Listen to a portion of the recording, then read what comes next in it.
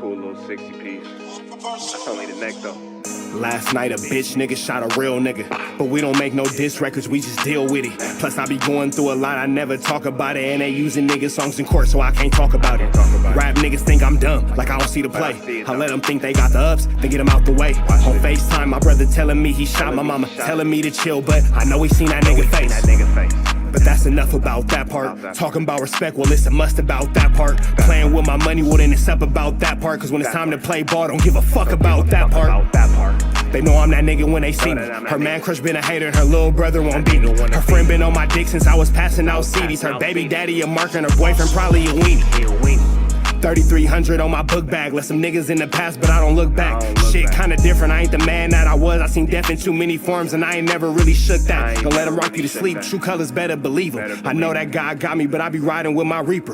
Praying with my kids and even then I got my heater. And I be stepping so hard, this hoes in $1,000 sneakers. Take your bitch when I meet her and you ain't seen her in about 3 days. Knew I was a threat, I passed that stick like a relay. Spin it back to back, it's like a motherfucking replay. Turn your son into a bitch when I shoot, I think I'm D-Wade. Told him I'm a savage, if I want it, I'ma have it. Playing with my lettuce, cook your head like a cabbage. Tell them that I'm rich and I'm solid, that's the advantage. Bitch, bad kids, fresh little nigga, you can't stand it. Tell them big checks, yardsticks, not a ruler.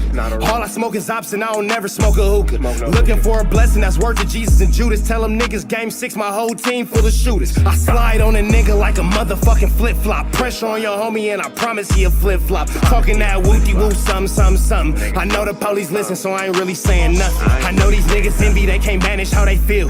Jealousy's for bitches, you niggas pussy for real. A nigga get the drop and he happen to shoot. First we heal up and get back, we ain't going on the shirt, I swear to God, nigga. That woo-woo, something. I know the police listening, so I ain't saying nothing. Talking that woo-woo, something. Nigga cock back and aim and leave you bleeding where you running, swear to God, nigga.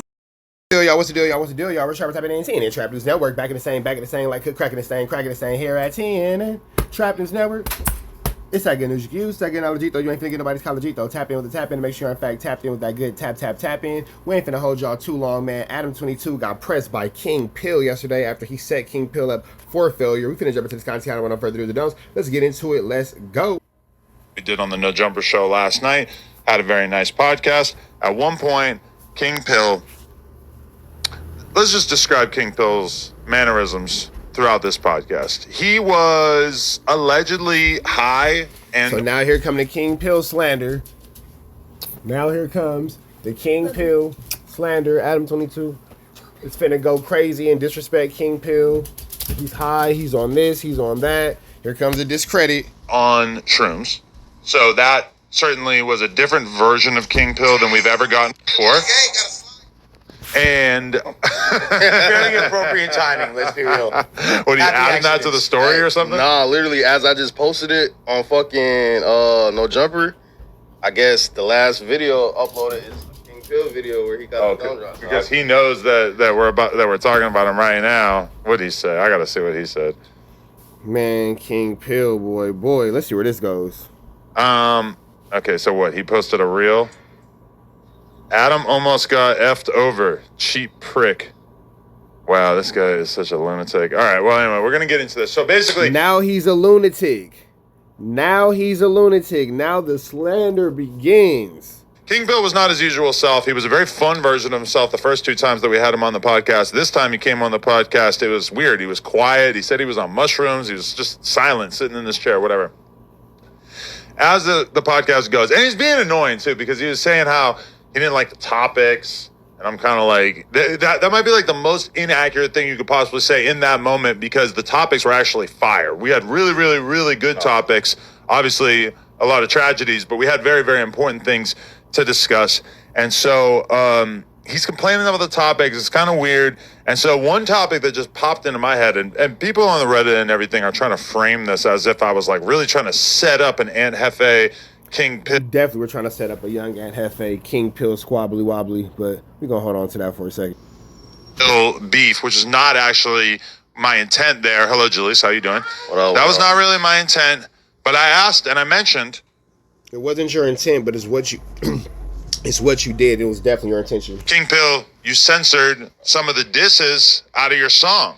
Now I'm gonna give you guys the backstory on that. Is that when I was in New York, I was with Hit a J3, Bombed a Juno, Kingpill, and the conversation happened while we were all driving around in the SUV together that maybe Kingpill should consider censoring out some of the swear words from his, or not swear words, but gang disses from his songs, because in particular there was one diss that could very much be perceived as a diss towards the 8 Trays. However, where Kingpill... Oh, hold on. Adam, my guy, you are not telling the truth. You are not telling the truth. You laughed with Whack 100 about that, and you thought that it was absolutely hilarious. And you repeated the diss a few different times. From that same diss refers to another hood. Now, keep in mind, and Jefe from 8 Tray Gangsta Crip. I wonder if Adam's gonna keep it 100 and admit the fact that he dissed the 8 Tray Gangsta Crips well before Kingpill ever did, or well before this episode came out. Adam was one of the biggest dissers of the 8 Tray Gangsta Crips. I said that he censored out the swears. I didn't mention who, not swears, but gang disses. When I said that, I didn't mention who might be offended. I didn't mention what it was, but very quickly, the Jefe energy changed.